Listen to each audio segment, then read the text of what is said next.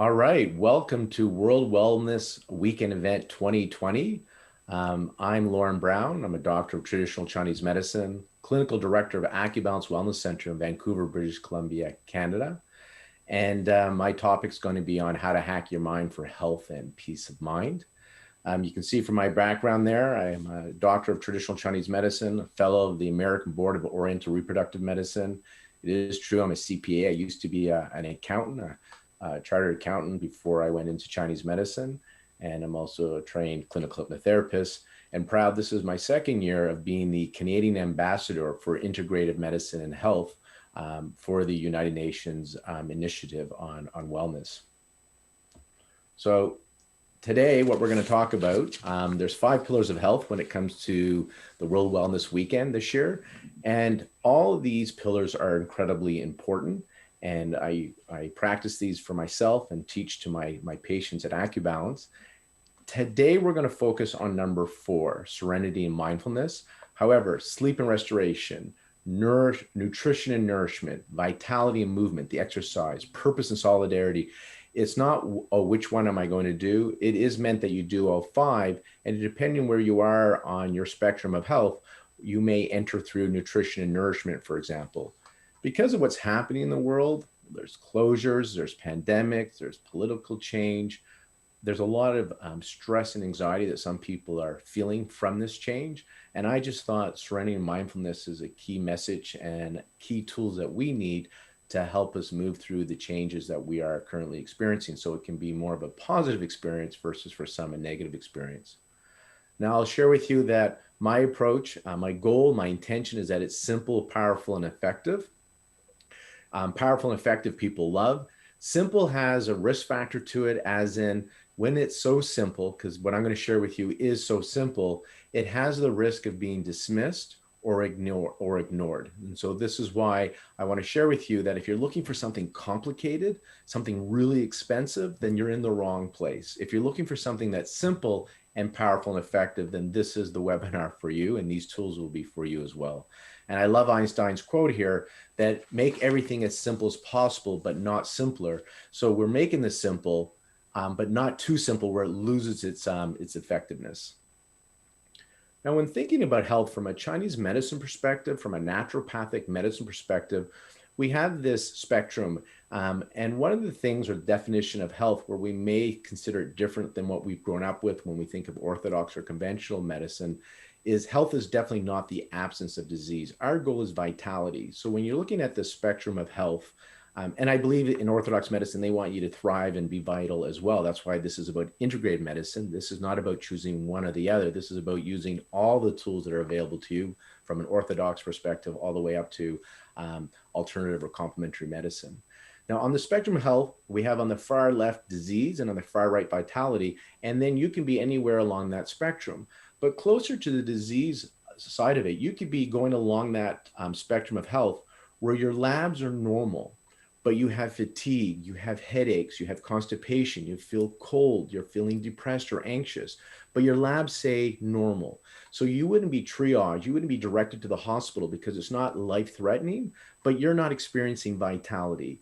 And the goal of World Wellness Weekend is to get you to that experience of health and vitality. We want to move you as far as we can along this line over to the level of vitality. And so we're going to look at your labs. We want to know what's going on. However, even if your labs are normal, what are you subjectively experiencing? What are you feeling? And even objectively, because if you look at this next slide, here's the doctor saying to his patient, great news, your lab results look great. Everything is normal. You're the picture of health. However, she's covered in all these rashes. You can see that she's not experiencing vitality, even though her labs are normal. So when we talk about health, we're talking about a spectrum of health all the way from disease, which is absence of health, all the way to the right where we go to vitality, where your labs can be normal, but yet you're not experiencing vitality.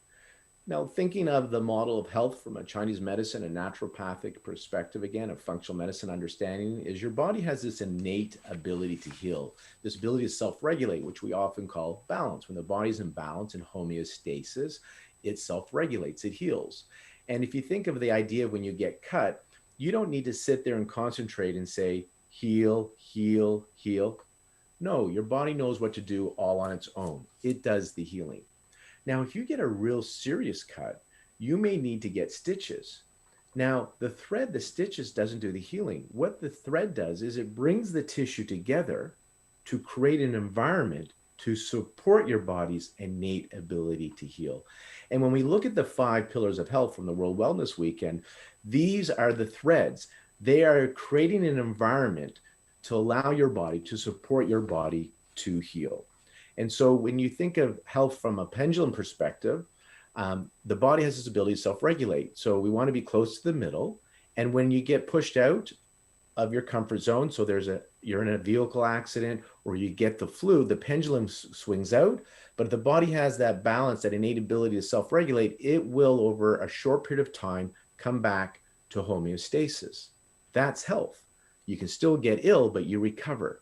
But if you get a flu or a virus, and then your body keeps swinging, you've lost your ability to self-regulate, and you continue to suffer even after the accident from a vehicle accident or an acute virus infection. You're still experiencing poor health.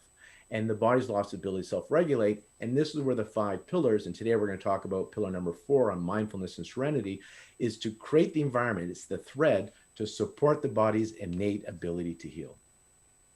So when we have dis-ease, when we lose that balance, we start to experience poor health. And from the 4th pillar, we have a signal in the body when our emotions are out of balance. It's called stress. In Chinese medicine, we call it qi stagnation. Some people refer this to as resistance or friction or noise in the body. Again, you can see this quote here, you can't change the projected world. You can't change the objective world, but you can change mind, your perception, the projector. Just notice when things are out of balance. There's a built-in signal that will always let you know, and it's called stress. From the Chinese medicine understanding of health, this mind-body, which is pillar number 4, is bidirectional. Bidirectional means it's both ways. Your physical body can impact your mental emotional health, and your mental emotional health can impact your physical body. So when we think of stress, many of you have heard of the fight or flight system. This is the autonomic nervous system. It's contained in every cell. You have the fight or flight, known as the sympathetic nervous system, and you have the parasympathetic system, known as rest and digest, and also breed and feed. And my patients that I see a lot of fertility in my clinic are always interested in the breed part of the rest and digest, breed and feed. And so if you can think about it, when you are in that fight or flight, you go into survival mode. And all of your energy is mobilized for survival. And with all your resources are being mobilized for survival, then they are not available for healing, for creativity. But if you can regularly engage the relaxation response, if you can elicit that relaxation response, you free up that energy now. So it's available for healing. It's available for creativity. Because remember, we have this innate ability to heal. But what are we if we're always under stress, we're mobilizing the energy and we're interfering with that body's innate ability to heal, because it's going to put other priorities first. For example, when you are under that fight or flight or stress response, blood flow is diverted from digestion, blood flow is diverted from reproduction to go to your heart, your lungs, and those major muscles, so you can either fight or flight. Think of it, analogy I have is like driving a car. Your fight or flight is like the gas pedal, and your parasympathetic, the rest and digest, is like the brake. And it's not that one is better than the other. If you're going to be passing somebody on the highway, it makes sense that you'd put the accelerator down, and on your car, the RPMs would go up high, possibly even to the red, for a few seconds or even up for a minute. But then it would come back to low RPMs, and you would take your foot off the gas a bit or even brake once you have passed that vehicle. However, if you drive a long distance, 4 hours, with your RPMs high, you're going to damage your engine, your vehicle. And for us human beings, we are constantly in this fight or flight. It's not that it's good or bad. Those that didn't have a good, well-developed sympathetic nervous system, that fight or flight, aren't here today. If your ancestors didn't have a good system, you're not here today because they didn't have that alarm system. So they probably were eaten by some wild beast back in the day. And so it's not that it's good or bad, but we're predominantly now in the sympathetic, which isn't good for the body. And it can lead to health issues. It can lead to inflammation. It can reduce our immunity, so more colds, cause insomnia, tense muscles, tight muscles. So our goal is to use the relaxation response to free up that energy now, so it's not into survival, and free it up so now it's available for healing and for creativity. Just showing how the mind, your thoughts, your emotions can affect you physically. Remember, it's bidirectional. Your mental, emotional can affect you physically. And according to Chinese medicine, 2,000 years ago, they said the number one cause of disease are the inner emotions. So they call them the seven emotions. So if they're out of balance, chronically out of balance or extremely high, they can wreak havoc on the body. And now, and only in recent times, we're able to study, measure to see how our thoughts, our feelings can change our physical well-being, our epigenetic changes in the body. And so you have this experience, a life event, and you perceive it. How you perceive the event determines your response. And so now you have a mental, emotional response. This response now changes your nervous system. So there's changes in your heartbeat, your heart rate variability. There's an effect on the nervous system now. And then that leads to a hormonal response. So now there's a chemical effect in your body, which turns into a physiological effect. So it truly is that your thoughts and your emotions can impact your physical body, both from you can do it positively or negatively impact your body. So the key here is to awaken your inner healer. And we do this by quieting the mind. When you quiet the mind, the soul will speak to you, that inner intuition. So it's really key to develop a relaxation response, a practice. And this is why it's so important. As I mentioned, this autonomic nervous system, when you're fight or flight and is diverting blood flow from your main organs like digestion and reproduction and going to your heart and lungs, this massive amount of energy, so you can either fight or flight. It leads to chronic hormones like cortisol being high, which can lead to blood sugar dysregulation, can lead to inflammation. There's a saying, I'm calling it inflammaging. So this chronic systemic inflammation is leading to accelerated biological aging and premature degenerative diseases. The good news is you can slow this down or even reverse it through diet and lifestyle, exercise, and as we're talking about, mindfulness, meditation, relaxation techniques.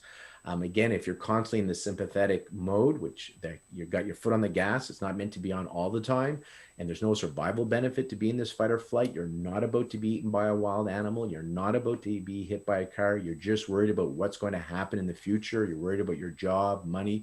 These are stresses that elicit the fight or flight. But that fight or flight is really for a survival benefit. And there is no survival benefit to elicit that while you're thinking about something. You're not in that emergency situation right now where you have to take action to not be hit by that car or eaten by that wild animal. And so that causes a suppression or immunity. And right now we're talking about the pandemic. And so we want our immunity to be up. So this is why practicing relaxation would be key. If you have tight muscles in your neck and shoulder, if you're getting headaches, if you're finding it difficult to sleep, if you're finding you have a lot of digestive upset, gaining weight in your abdomen, all of these, even fertility issues, these are all signs that you could be in sympathetic overdrive. So let's talk about some of the simple tools, because they are simple and powerful and effective, to help you elicit the relaxation response. The first one I want to share with you, I heard through Peter Levine's book, Waking the Tiger. And what they observe in nature is in the animal kingdom is when an animal has a stressful experience, after it survived it, it goes off and does a lot of shaking and twitching. So, ducks in a pond, when they have two big fights, they'll go to the other side and then they'll start to shake it out. Dogs, animals, they've seen this in the wild. And it makes sense what they're doing here, because when you go into that fight or flight, remember we said you're mobilizing all your resources so you can fight or flight when you engage the sympathetic nervous system. Well, that's an amazing amount of energy. There are stories where moms have lifted vehicles off their children when they're in the moment, when they're in that sympathetic drive. And then the next day, they can't even budge the vehicle. But if you are engaging this sympathetic fight or flight, but you're not discharging it through exercise, through actually fighting or running, then it's in the tissues and this can lead to disease. So we need to discharge this energy. And this is about what I call shake it out. And so I'm encouraging you, if you're watching this, to get up and do a little shakeout with me. Now, I have to tell you that the value in what I'm sharing is in the application of the knowledge. The value is not in the knowledge. You can read all the self-help books you like. You can watch this 100 times. And if you don't do the activities, the practices, you don't benefit. So the value is not in knowing, the value is in the application. So the shake it out, and I know people that like to dance, so they'll put on music first thing in the morning and shake it out and dance. But you can purposely do this by standing up and then just start to shake it out. Like, shake it all out. Just really shake your body. You can jump really hard and just do this for a good 30 seconds or a minute. This is why exercise can be beneficial. And we know and studied that exercise can help you with exercise is a good stress reducer, right? You're discharging the energy, but you can purposely do this. After my day in my clinic, or if I had a patient where the story is very, very sad and I feel like I'm taking it on, I can feel like it's in my cells. I can feel it, I'm impacted by it, I'm affected by it beyond compassion and empathy, then I'll go and shake it out just because I'm having a stress response, just because there's no survival benefit. There's no benefit for me to be engaging my sympathetic. I'm not at risk of dying here. So this is why I want to shake it out, because my sympathetic nervous system has mistakenly been engaged.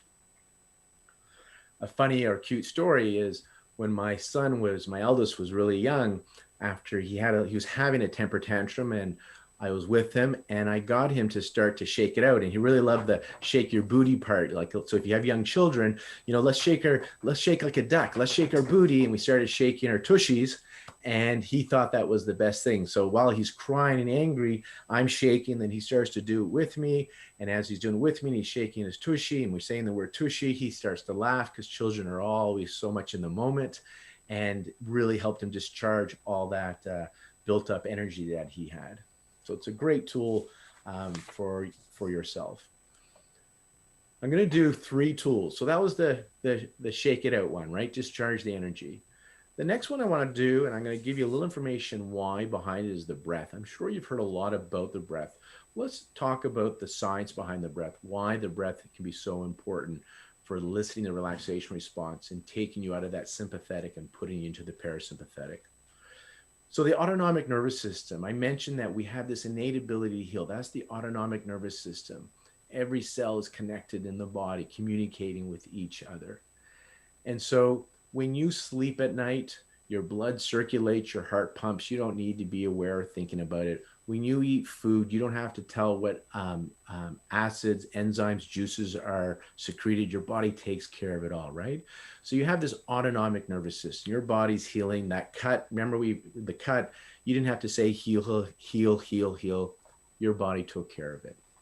So your parasympathetic and your sympathetic nervous system is part of the autonomic nervous system, part of this involuntary nervous system. So you're not thinking about breathing in and out while we've been chatting here. It's been happening all on its own. Just like you haven't been thinking about heart pump blood, doing all on its own.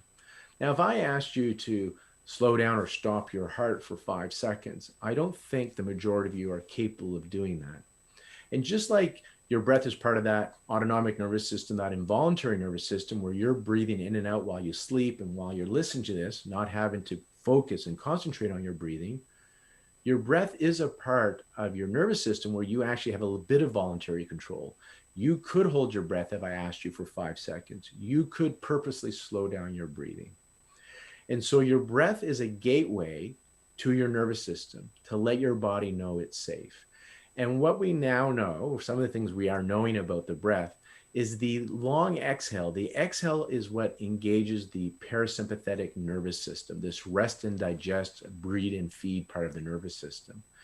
And through heart rate variability studies, that's where they've been measuring the autonomic nervous system, the parasympathetic and the sympathetic.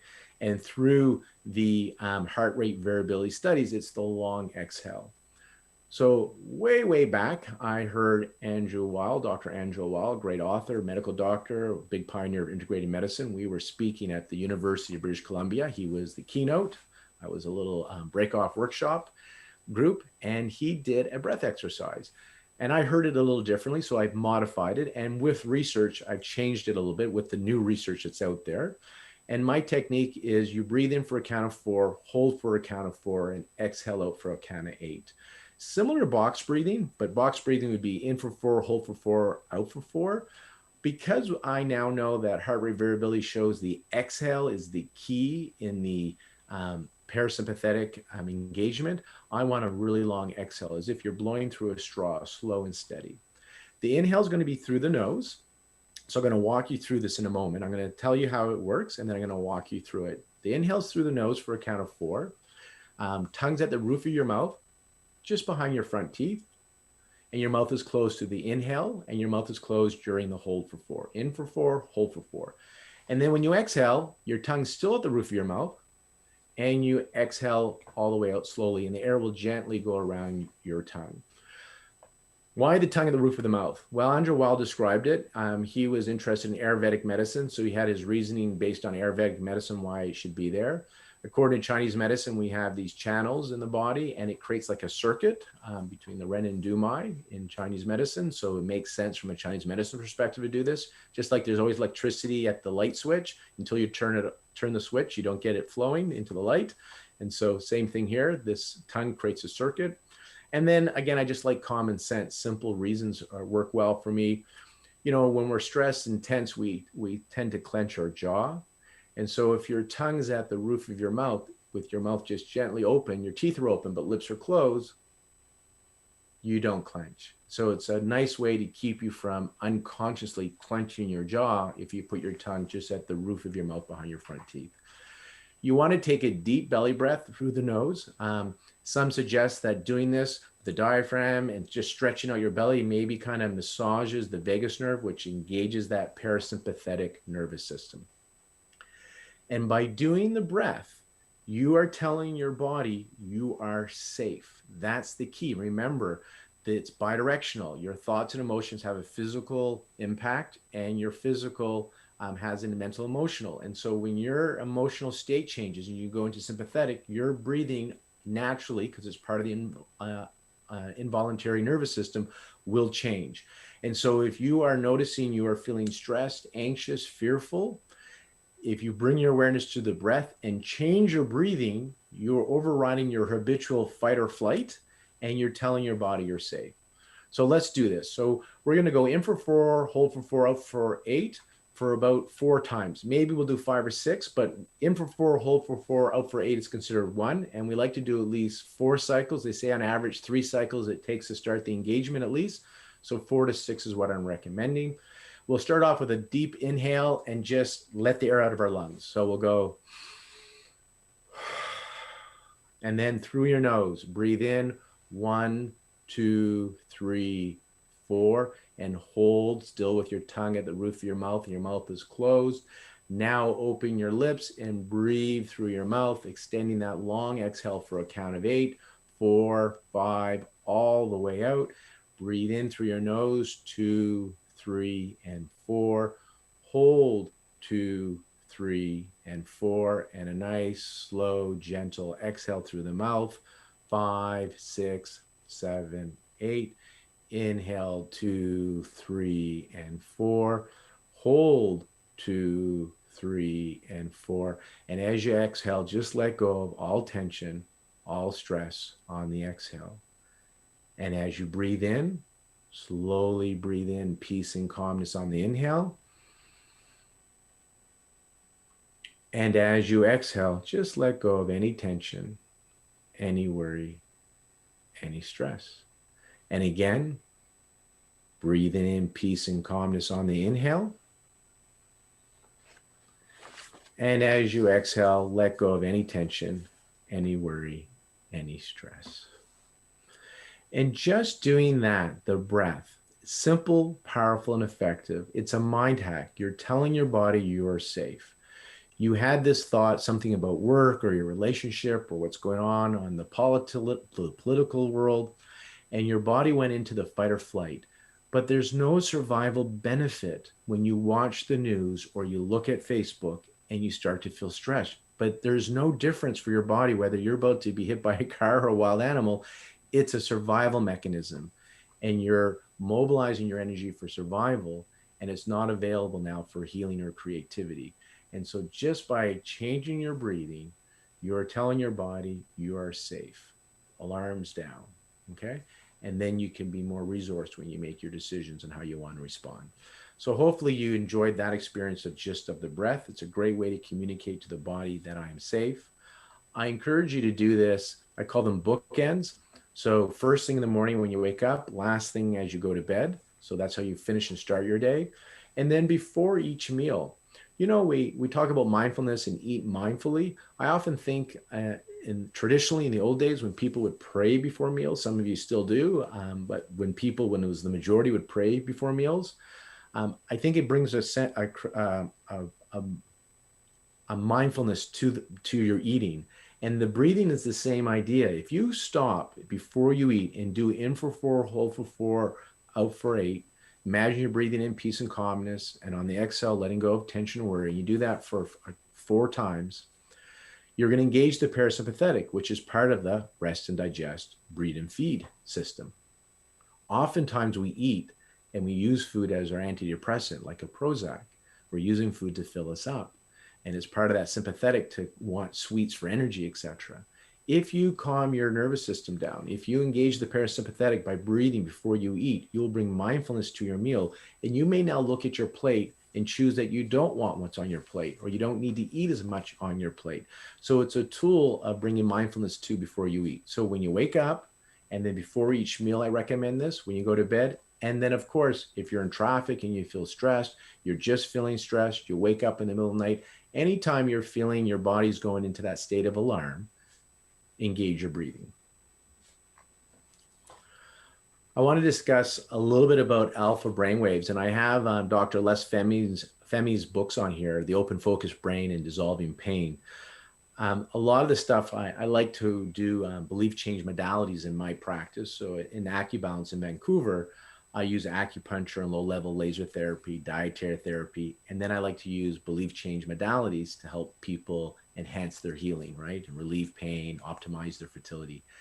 And in this manifestation work, it appears that eliciting the relaxation response, getting to sympathetic and to parasympathetic is beneficial. And when you go into this more calm, relaxed state, you're going into more of an alpha brainwave. So the way the neuroscientists described is you have beta, there's more than this, but I'm going to talk about beta, and then you have alpha, and you have theta, and delta for sleep. We're not going to talk about gamma today.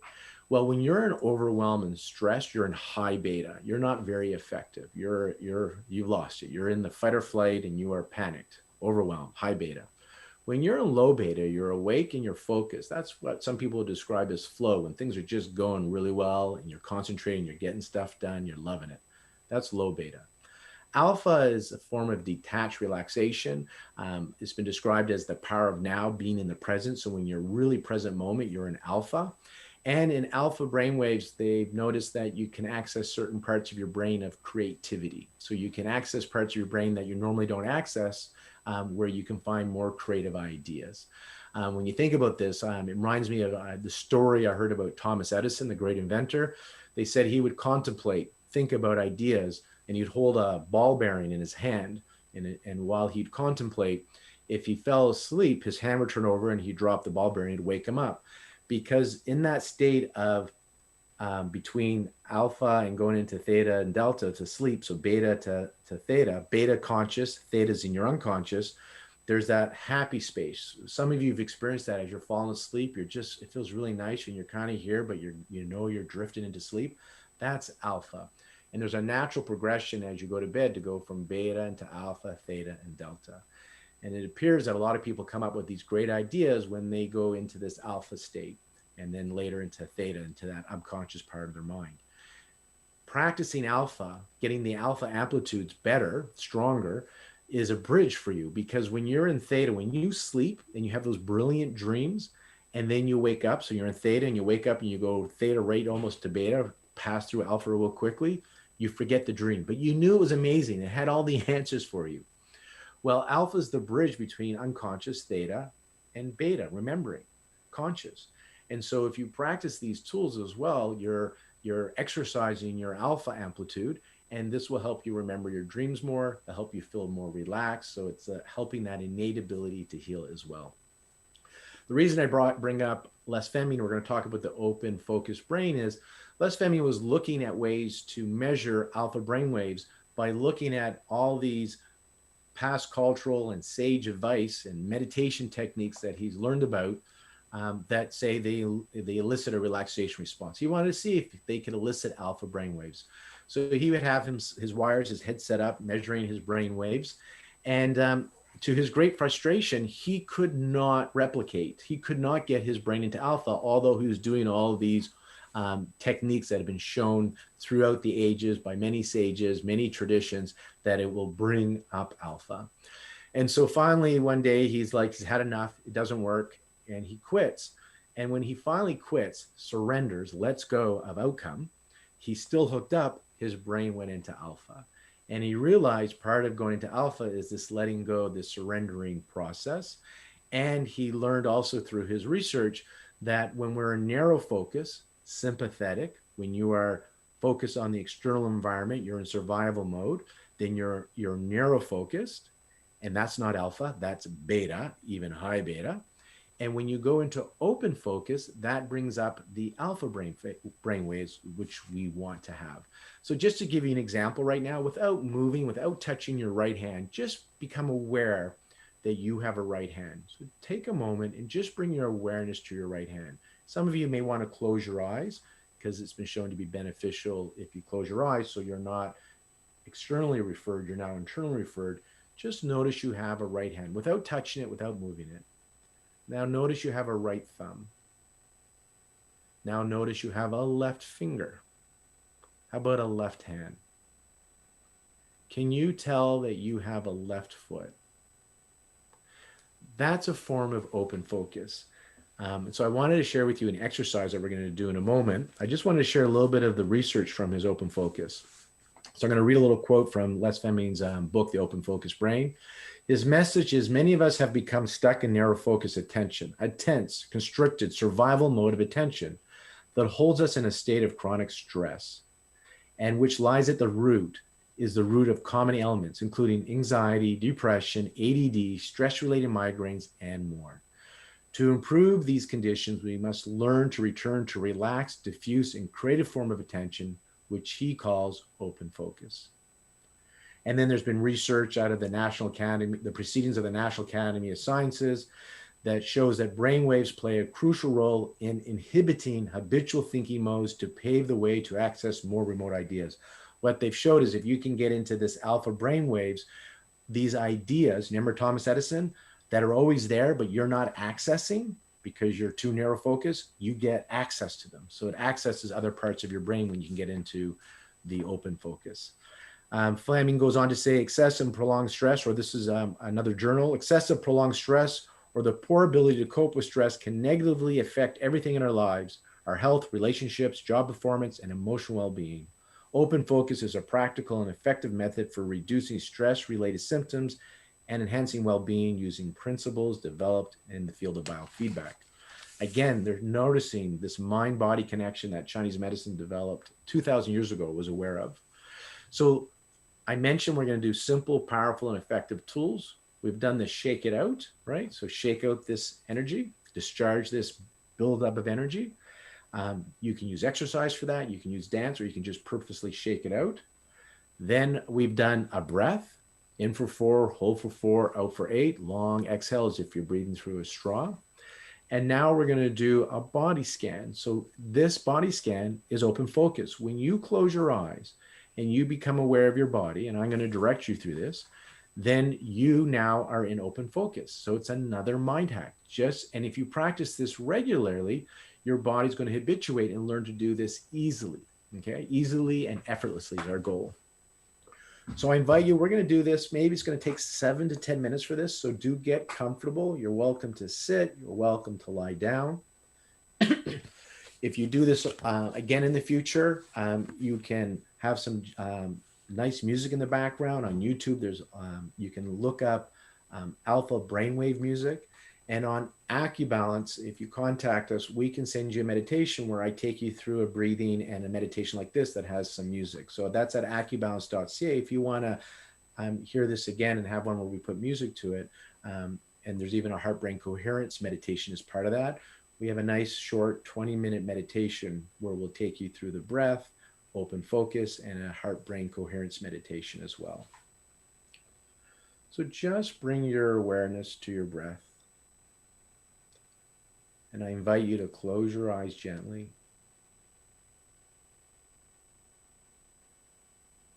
Take a nice deep inhale and just let all that air go. And bring your awareness to your eyelids, these tiny little muscles. And notice this peaceful, calm, healing energy traveling down your cheeks, below your eyelids.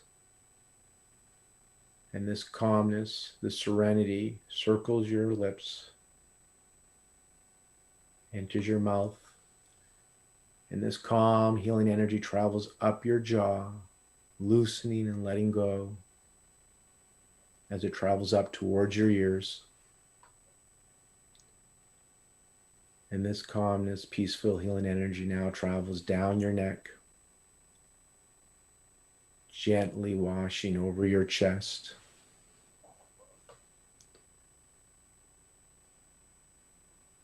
Enjoying this calmness, this serenity.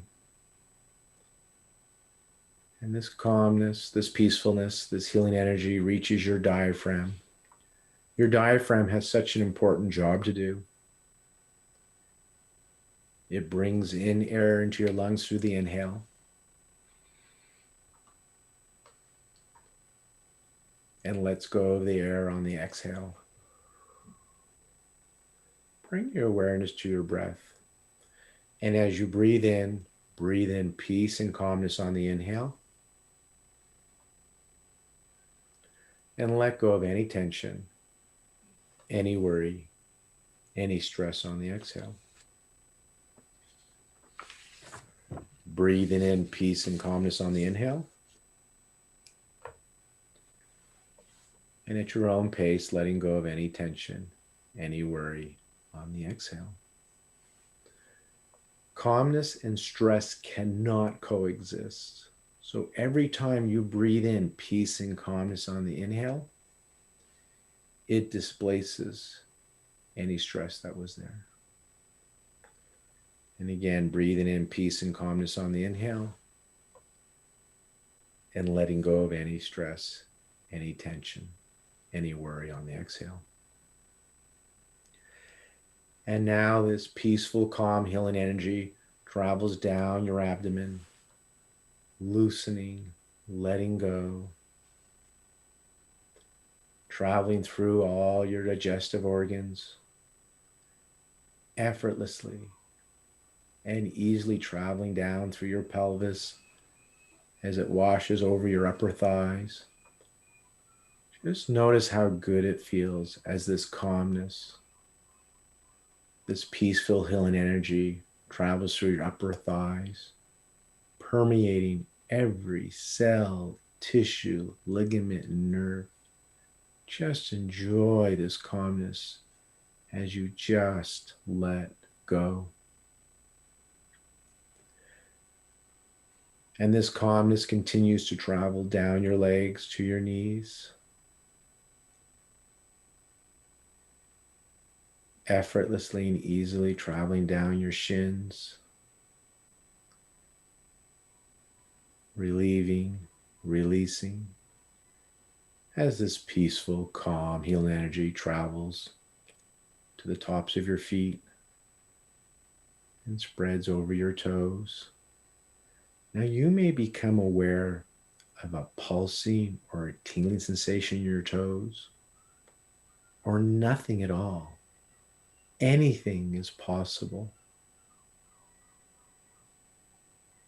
And this calm, peaceful, healing energy now travels around the bottom of your toes, along the bottom of your feet, along the soles of your feet. Just letting go as this calmness now travels up the back of your heel, over your ankles and your Achilles tendon, reaching your calf muscle.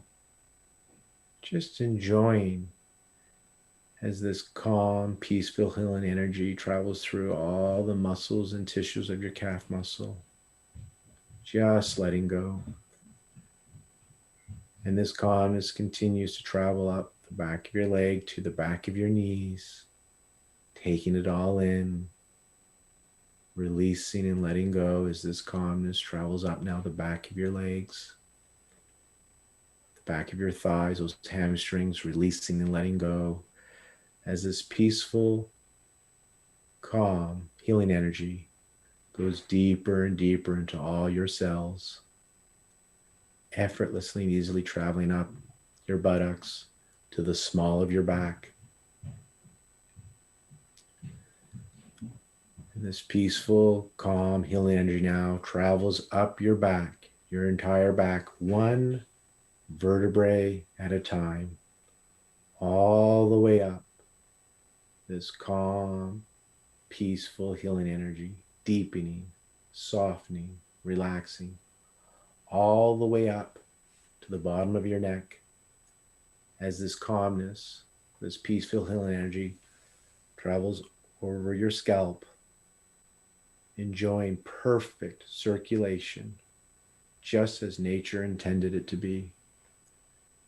And as this calmness now reaches your forehead, just become aware as it softens, loosens, and smooths out your forehead as this peaceful, calm, healing energy travels along your eyebrows, just letting go down the side of your face, along the side of your scapula, beneath and around your scapula, back to your shoulders, deeper and deeper down into this peaceful calmness, experiencing as this healing energy travels down your upper arms, reaches your elbows, just enjoying the serenity, feeling it wash over your elbows, down your lower arms, to your wrist, as it spreads to your hands and to all your fingers and thumbs. And just breathe. Another nice deep breath in. And a nice slow, long exhale. And again, and on the next exhale, bring your awareness back to the room and open your eyes.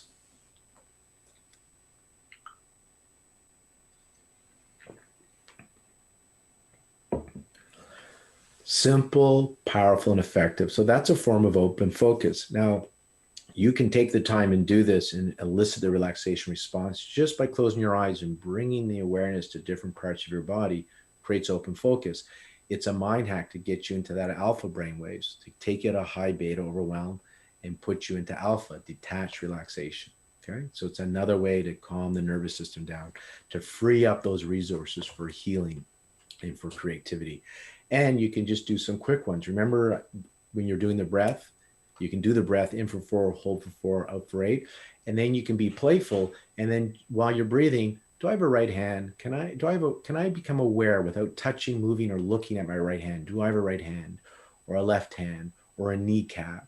Or can I tell I have a left ear or a right ear or a nose? Just start to bring awareness, mindfulness to that area. And if your eyes are closing, you can start to bring awareness to that area, sense it, feel it, notice it, see it in your mind's eye. That process creates open focus and brings you into alpha brainwaves. That's why guided imagery works so well. You know, if they pretend you're in a boat and you hear the waves lapping on the boat, or you're in the forest and you touch the bark on the trees or hear the birds whistling in the trees, That's a form of open focus. And that's why guided imagery relaxation is effective, because it puts you into open focus and brings in that alpha brainwaves, which is what we want when we're not in a fight or flight situation, when we're not in a survival situation. Now, what I want to share with you is something I've developed and I use in my practice. I do it one-on-one with my patients when I'm doing acupuncture and laser therapy with them. So it's a form of belief change modality, or I do it over telehealth as well.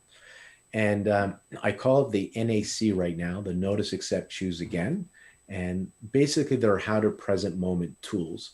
I remember reading Eckhart Tolle's book, The Power of Now, and I resonated with it. And this idea of present moment, we hear so much about it regarding mindfulness, the mindfulness-based stress reduction system, the research that's out there. Mindfulness or being present is awesome. For me, I just couldn't turn on the mindfulness. I was like, how do I get present moment? I couldn't turn on the present moment, as Eckhart Tolle described it so well in his Power of Now.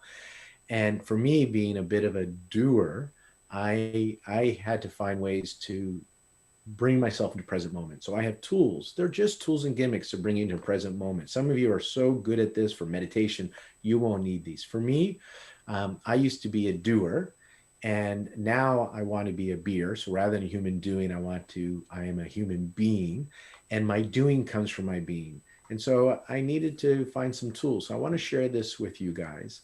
Now, also, I want to share Viktor Frankl's quote here. Viktor Frankl is a psychiatrist and a Holocaust survivor, and he was able to have a different experience during the Holocaust through his perception, his mind. He writes about this in his papers and in his book. And one of the key quotes here is, between stimulus and response, there is a space. Some people call it the present moment, right? In that space is our power to choose our response. In our response lies our growth and freedom. So what I'm taking from this quote, and what I'm seeing in my practice and for myself personally, is we have an event, and then the event is neutral, and then we give it meaning, and we perceive it a certain way, and that creates an emotional response. And most of our emotional responses are reactionary. They're habitual. So we kind of get triggered, and then we're in our wound. We're in a habitual reactionary mode. And the idea of being able to present moment or mindfulness is to, rather than react, is to respond. So to be conscious, to be awake. And so through my years of practice, and as I mentioned, I'm trained in many belief change modalities. I'm a trained clinical hypnotherapist. And through the workshops I've attended, the reading, and my own personal and clinical experience, I've come up with an approach that I use for myself and I share with my patients. And I just want to give you an overview of it, to give you a taste, to plant the seed of what's out there. And so I call this the NAC approach. And again, it's to get you in the present moment. So you get to choose how you feel versus reacting and amplifying when you get triggered. And so the first step is to notice. And so the key with notice is not to take it personally. And this is that moment. So if you can just do the notice, that's the noticing is that moment, that pause. And when you can just have that pause, that's a chance for you to go from reactionary, being at the effect of what's happening, amplifying it, eating it, being in the ego, and becoming present with it. So you're fully awake. So you now get to choose how you respond. So the first key is just to notice. And if you can practice noticing and just noticing, you have that. Remember that projector slide we had up earlier where we said the body has a built-in mechanism to let you know when things aren't going right? It's called stress. And we call it chi stagnation in Chinese medicine. Some people call it noise, friction, resistance. You know it. You're not feeling expansive. You're not feeling limitless. You're feeling contracted, tight, small, fearful, exact. You know the feeling. You know where you feel it, what that's like. So the first key is to notice. And then once we notice, because what's happening is we're seeing the world. I'm just going to pause for a moment here. What's happening is when you have a stimulus in your life, somebody cuts you off, something happens at work, something in the news, you see the world through the lenses of your subconscious. And what I mean by this is that you have these programs that you're running, these beliefs that you've inherited. You've got them since you were childhood. And through through your programs, your beliefs, you have these lenses on, tainted lenses, and that's how you perceive or see the world. And so when you're unconscious, when you're at the effect of a stimulus, you're in your wound, you are triggered and you're seeing the world through the lenses of your subconscious. So everything that's happening is actually neutral, but you are giving it meaning through your lenses of your subconscious. They say again now is in neuroscience is that you're only remembering about 50% of your memory is accurate, meaning there's so much information that's coming at you into the subconscious, but you can only really remember consciously 50% of it. And then you are filling in all the gaps. It's made up. And so you can have five children see the same event, and all five could have a different experience telling of the story of how it happened, what happened. They'd see it differently. So this is how powerful the subconscious is. So the key here is you're seeing the world not as it is, but as you are. You're seeing the world through the lenses of your subconscious. And so the notice, accept, choose again, the first key is to notice. Don't take it personally. Everything that happens is neutral, and then you are giving it meaning based on your programs. And if you can use these accepting what is tools that I like to use, if you can get into the present moment, then you are resourced. And I have the Superman pose here because when you are present, you are awake, you are conscious, you are resourced. When you are in the reactionary mode, when you're at the effect of it, when you eat the stimulus and you amplify the negative emotion, then you're in that reptilian part of your brain. You're in the high beta, you're in sympathetic, you are in fight or flight, you are in narrow focus. You don't have access to all these wonderful ideas and creativity. And so if you can use a tool to get in the present moment, then as Eckhart Tolle says, when you are present, you can either remove yourself from the situation, you can improve or change the situation. And if you can't remove yourself or improve or change it, then you can continue to accept what is, because you can be at peace in an unhappy situation, meaning you don't have to suffer. So you may not like the situation, you may not want the situation, but if you can get into a state where this is what's happening, so you're not fighting with reality, because when you fight with reality, when you argue with reality, that's what creates the chi stagnation, the friction, the stress. And so if you can accept what is, you can keep yourself from going into high beta and stay in that nice alpha amplitude with the beta, low beta and a high alpha amplitude. And now you get to access parts of your brain that is not available to you, solutions, when you're in the high beta, overwhelmed, sympathetic. So you can stay into that, get yourself into parasympathetic, get yourself into alpha, and now you're resourced. And now you get to choose how you feel. So these are some of the tools I use in my NAC approach, and I keep adding them.